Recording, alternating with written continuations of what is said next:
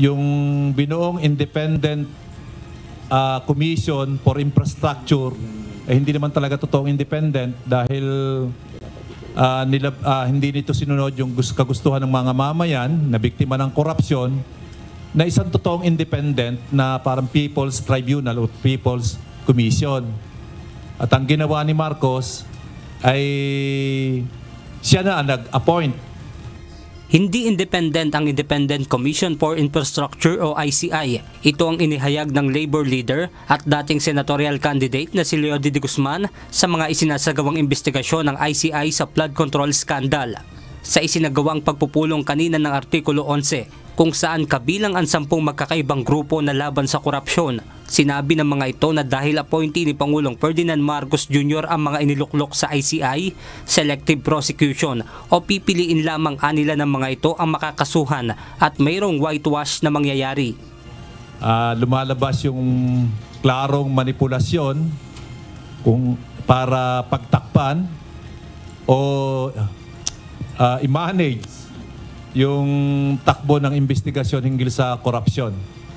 Ayaw nila maging transparent at sila lamang ang gusto makaalam ng investigasyon.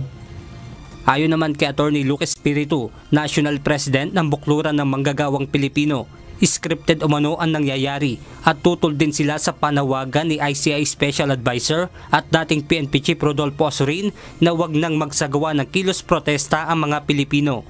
Dapat magtuloy ang protesta.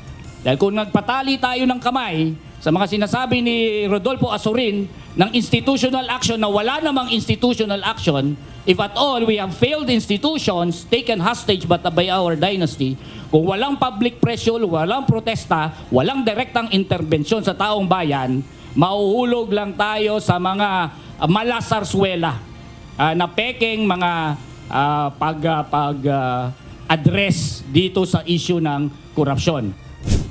Sinabi rin ng grupo na kung mayroong mananagot ay pawang mga sacrificial lamb o maliit na individual lamang at hindi ang mga utak sa umano'y korupsyon. Ito'y sarswela, ito'y walang patutunguhan at hindi pananagutin yung nagpakana ng korupsyon na nangyayari ngayon. Walang balyenang makukulong, walang balyenang mapapanagot. Siguro mga dilis at sapsap lamang ang mga tatamaan. Pangunahin ay mga kontraktor.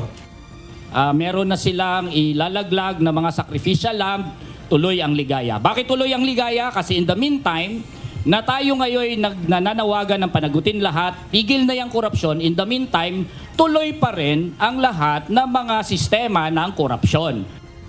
Samantala, sinabi naman ni Milo Basuel na kasabay ng pagkakaroon ng interes ng mga kabataan na makiisa sa kilos protesta, huwag nating idamay yung edukasyon ng kabataan. Huwag nating idamay na dahil nakikita natin lumalakas yung loob nila, biglang maglalabas tayo ng mga announcement, ng mga pronouncement na hindi naman logically sound yung rason kung bakit ka magpapasuspende ng klase.